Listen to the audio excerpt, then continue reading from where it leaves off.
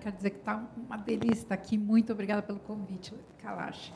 E a relação com os meus pais até hoje é muito intensa. Os dois têm 88 anos de idade.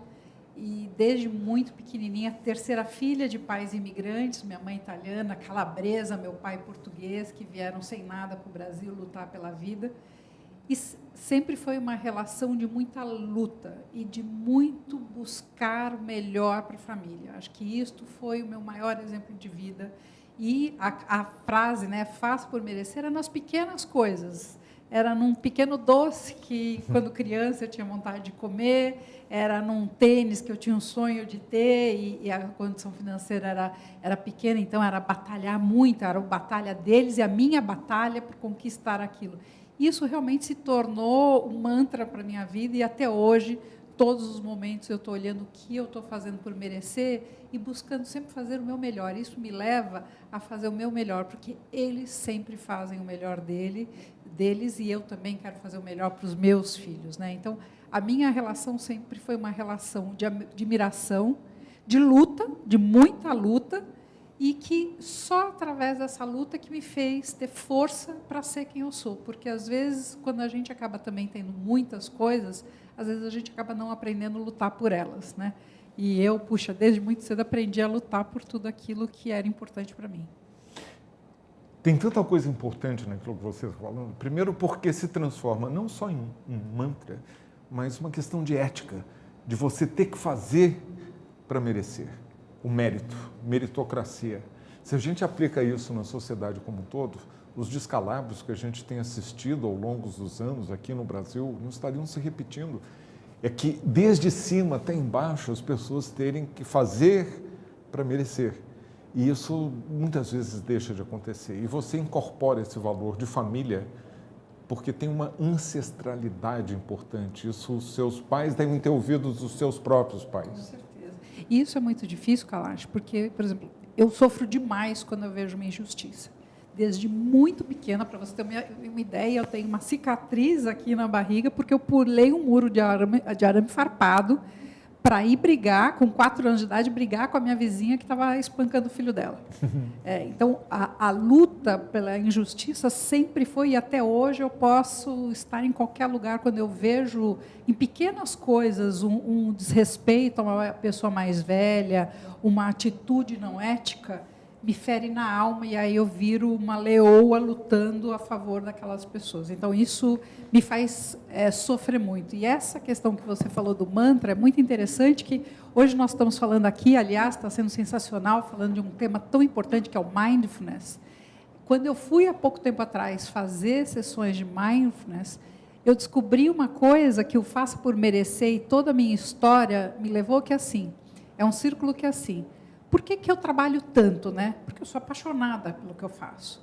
Mas por que eu sou apaixonada pelo que eu faço? Porque eu ajudo as pessoas, eu estou trabalhando com a carreira das pessoas, eu trabalho com uma coisa muito importante na nossa vida, que é a nossa profissão. E por que isso para você é importante? Porque eu estou ajudando as pessoas. E por que é importante ajudar as pessoas? Porque um dia eu fui ajudada. E por que um dia você foi ajudada? Porque eu fazia por merecer. E aí eu percebi que eu tinha criado um círculo virtuoso e vicioso também, de, se eu não estender a mão e não ajudar as pessoas, talvez um dia falte a mão para mim. Então, a importância do fazer por merecer, sempre trazendo as outras pessoas junto com você.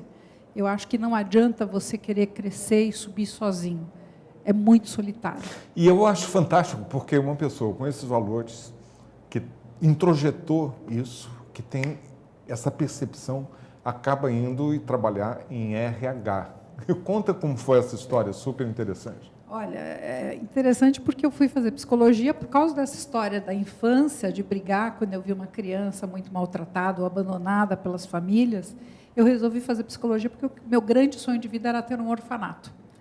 E eu pensei, nada mais lógico, faço psicologia, trabalho com crianças, em escolinha, aprendo a lidar com crianças e depois, na vida mais adulta, eu vou ter o orfanato. Só que eu era muito humilde, muito pobre, eu precisava trabalhar para pagar a faculdade, não conseguia estagiar na minha área, portanto, quando eu me formei, há 35 anos atrás, quase, eu não consegui emprego. E lutei pelo emprego na área escolar, não consegui, Até um dia que eu vi um anúncio de uma consultoria de recursos humanos, que eu não fazia a menor ideia do que eu fazia, e eu, no alto da minha arrogância dos 23 anos de idade, liguei para ela e disse: bom dia, eu tenho 23 anos, um alto potencial a ser desenvolvido, vocês querem me dar uma chance?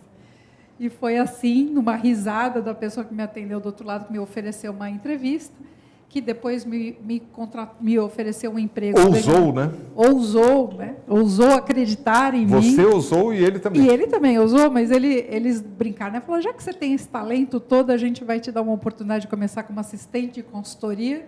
Se você for tão boa mesmo, você vai ser promovida, senão você vai ficando aí como assistentezinha e para ganhar menos que o salário mínimo. E aí pegou o sangue calabresa e falei, eu vou de novo fazer por merecer e mostrar que eu posso.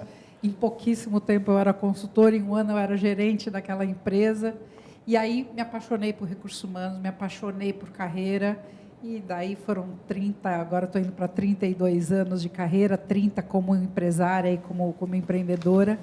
E são milhares e milhares de pessoas que passaram. E você hoje, né, eu trabalho com parte de seleção e desenvolvimento de jovens, vê vários jovens lá com suas dúvidas de carreira, com 18, 19, 20 anos, passando em processos seletivos comigo, que hoje são grandes empresários, são pessoas aí impactando também o mundo, dá um orgulho enorme. Então, fui cair em recursos humanos absolutamente por acaso, mas o mais bonito disso é que, quando eu cheguei no momento de montar o orfanato, eu descobri que não existia mais orfanato no Brasil, só as casas de passagem, que meu grande orfanato seria adotar os milhares de jovens órfãos do mercado de trabalho que, porque cometeram pequenos delitos, ou por drogas, ou por disfunção familiar, não têm a sua primeira oportunidade. Então, hoje tem o Instituto Ser Mais, que já foram mais de 6 mil jovens que a gente tirou das ruas, tirou aí de uma situação de total vulnerabilidade, para dar uma oportunidade, ver, assim como eu um dia,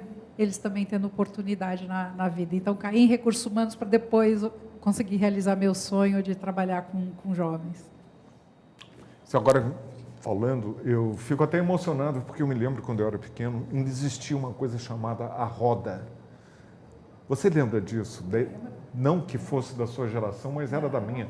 A roda consistia em que você colocava uma criança, você tinha uma criança que você não desejou, que você não planejou, você colocava numa roda, e essa criança, uma recém-nascida em geral, ela dava uma roda.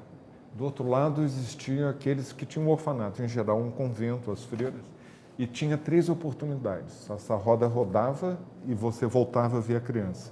Ela desaparecia de novo na roda, e na terceira vez, se você não pegasse, não se arrependesse, essa criança ia ficar do outro lado da roda, e era um orfanato. Mas hoje, Sofia, a gente está substituindo os orfanatos de antigamente pelos asilos dos idosos. E os abandonados já não são as crianças, são as pessoas que estão envelhecendo, abandonadas, negligenciadas, sem família. E a gente tem que pensar tudo isso num país, para poder dar certo, de assistir aqueles que são os menos desfavorecidos, os mais excluídos. Isso tudo está dentro de uma lógica que você, trabalhando em RH, tem trabalhado muito, que é de você não só pensar no mérito, faça para merecer, mas também na formação continuada, de você continuar sempre dando assistência para que as pessoas não se abandonem, não sejam abandonadas, através da educação, de você incorporar habilidades, talentos, conhecimentos. Com certeza, Kalash. Eu acho que é muito interessante perceber que, no passado, os pais, de alguma forma, transmitiam aos seus filhos o dever do cuidar. Então, você não via pais que não eram cuidados pelos seus filhos, era raro acontecer. De alguma maneira, a educação mudou e a gente acabou formando pessoas mais egoístas no ponto de vista de olhar o seu bem-estar e esquecer do outro. Então, eu sempre digo, assim, como é que você pode, em todos os sentidos, como é que você pode dizer que você tem uma vida plena, sabendo que tem idosos abandonados, ou que tem crianças abandonadas, ou que tem pessoas morando na rua, né? Como é que você pode dizer que bom que eu atingi um sucesso financeiro, um sucesso profissional, e ter que gastar o seu dinheiro blindando o carro, porque você não pode simplesmente existir no seu país? Então, eu acho que enquanto nós não tivermos a real clareza de que este papel é de todos nós e que nós temos que ter a consciência, através da educação, do olhar para o outro e poder ajudar que o outro também faça.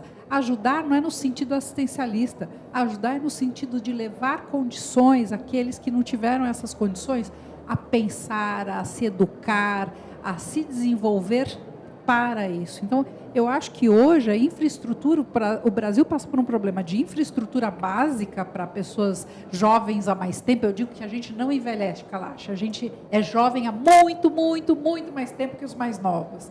Mas eu acho que o mais importante é a gente ter uma consciência, não ficar esperando só que o governo dê infraestrutura ou que exista, que nós estamos fazendo as nossas pequenas atitudes. Eu, por exemplo, hoje, um dia da minha semana, que são as terças-feiras, eu dedico a estar com os meus pais de 88 anos de uma maneira integral. Vou com eles na casa de cultura italiana, na casa de cultura portuguesa, na novelaria, fazer tricô. Por quê? Porque é um momento que eu sinto a necessidade de acompanhá-los e abrir mão de algumas coisas minhas para poder acompanhá-los. Porque eu sei que daqui a pouco eles não estão mais aqui. E eu não vou me arrepender depois. Eu vou viver muito, porque no dia que eles forem embora, eu vou dizer, valeu, estivemos juntos até quando foi possível e muito obrigada. Acho que isso é importante. Isso é fantástico, porque a gente está falando de uma das mensagens que eu tinha procurado deixar nessa palestra minha inicial, que é a cultura do cuidado.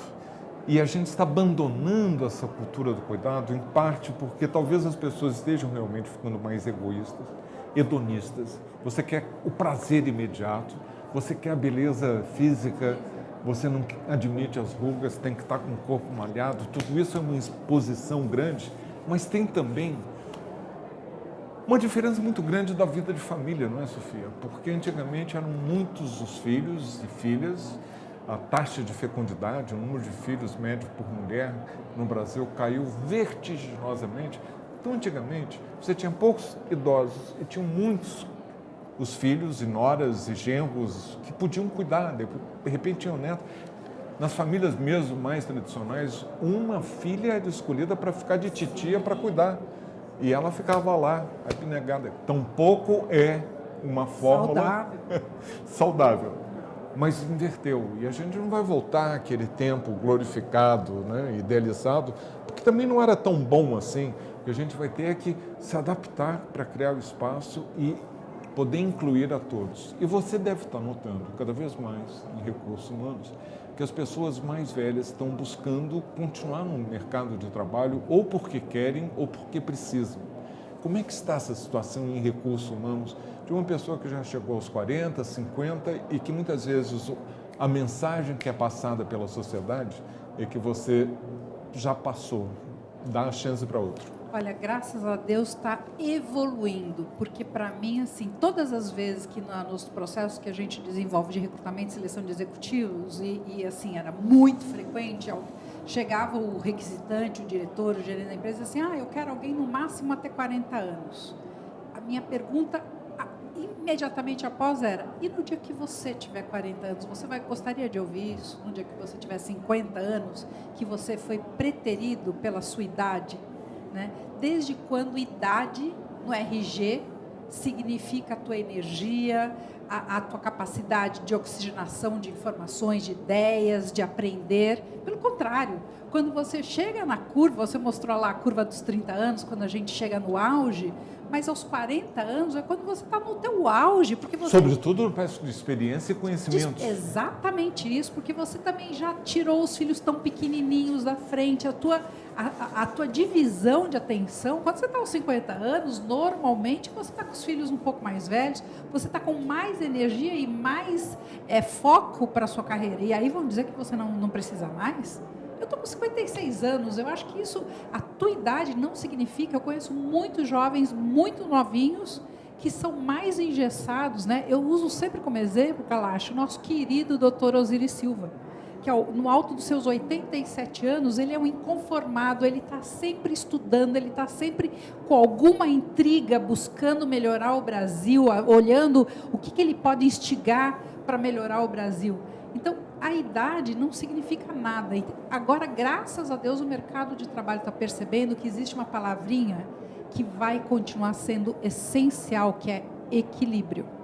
Equilíbrio de conhecimentos, de experiências, de idades, equilíbrio de formas de pensar diferente, né? Hoje a gente fala em diversidade física, mas a maior diversidade é na maneira de pensar. E é essa diversidade que vai levar ao futuro. Até porque, né, Sofia, você, à medida que envelhece, você vai ficando cada vez mais diferente dos seus pares. Um grupo de adolescentes veste mais ou menos a mesma roupa, vai para o mesmo ponto, gosta da mesma balada.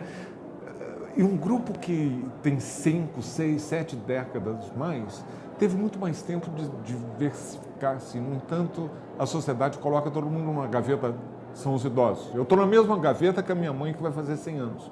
Então, isso também é importante, que a gente perceba que há uma diversidade, que a gente tem que respeitar essa diversidade. Para mim, Sofia, nada foi mais liberador do que me aposentar, porque aí eu realmente pude fazer o que eu quero, dizer o que eu quero, e desde que você tenha saúde e conhecimentos. Na hora que você deixa de ter esses dois pilares, você vai precisar de outro pilar, que é o social, de ter quem te cuide, com quem você vai trocar ideias, né? E, claro, um pilar que é o financeiro. Tudo isso está dentro, no cerne, de alguém preocupado com recursos humanos. Com certeza. Tem mais um ponto de estudo, Kalash, que eu acho importante, que assim, é o nosso autoconhecimento mesmo, né? Quando nós já estamos aqui na vida plena, aos 50, 60, 70, 80 anos, que assim, eu preciso do que o outro me cuide, mas eu também preciso me cuidar. Eu também preciso ter consciência da minha limitação ou não, né? Cada pessoa tem uma expectativa, mas você jogar a sua expectativa no outro ou esperar que seu filho faça... Eu, por exemplo, já falei para os meus filhos, para o meu marido, assim, eu vou adorar quando eu tiver talvez uma condição não plena de mobilidade ou mesmo de cabeça, de estar num ambiente com pessoas que possam me cuidar e pessoas da minha idade que também eu vou poder fazer coisas juntos. Isso para mim é uma realidade. Eu não quero jogar em cima dos meus filhos a expectativa de que é a obrigação deles me cuidar. É a obrigação deles me dar amor, como se eu dei amor para eles, eu posso esperar isso de volta. Agora, eu também preciso, do ponto de vista financeiro e do ponto de vista principalmente da minha cabeça, me preparar para esta fase de vida e botar as expectativas no lugar certo, senão vai ficar um peso muito grande para a gente carregar quando a gente é idoso, né? Fica. Mas com certeza, como você está transmitindo para os seus filhos, aquele mantra, faça para merecer, eu tenho certeza que isso tudo vai ser suave, que o seu envelhecimento vai ser agradável, interessante e, sobretudo, produtivo, para que a gente possa continuar inserido na sociedade até o final e pensar na dignidade que a gente espera ter no final de vida, porque, puxa, a gente fala da vida e das oportunidades e esquece que aquele momento final, cedo ou tarde, chega. E a gente tem que pensar nele também. Sofia, um imenso prazer. Aproveite muito. Você falou de plenitude, você falou de vida plena e é exatamente o que a gente está procurando fazer hoje aqui. Ótimo. Muito obrigado. Prazer enorme. Queria só dizer mais uma coisinha. Pois não. Mais importante do que a gente falar é a gente mostrar com os exemplos. Sim. Então, para todo mundo que está ouvindo a gente aqui, que eu acho, você está mostrando com a sua mãe o exemplo para os seus filhos do que é cuidar, do que é mais do que cuidar operacionalmente, é cuidar com amor, com devolvendo para eles aquilo que eles te deram de ir. Esse exemplo é fundamental se um dia a gente quer a mesma coisa dos nossos filhos. Muito obrigada pela oportunidade. Sentindo aquele momento lindo, como diria o Roberto Carlos as palavras da canção favorita dela, que a gente canta juntos toda noite. O importante é que emoções eu vivi. Obrigada. Tchau. Obrigado a você. Tchau, gente.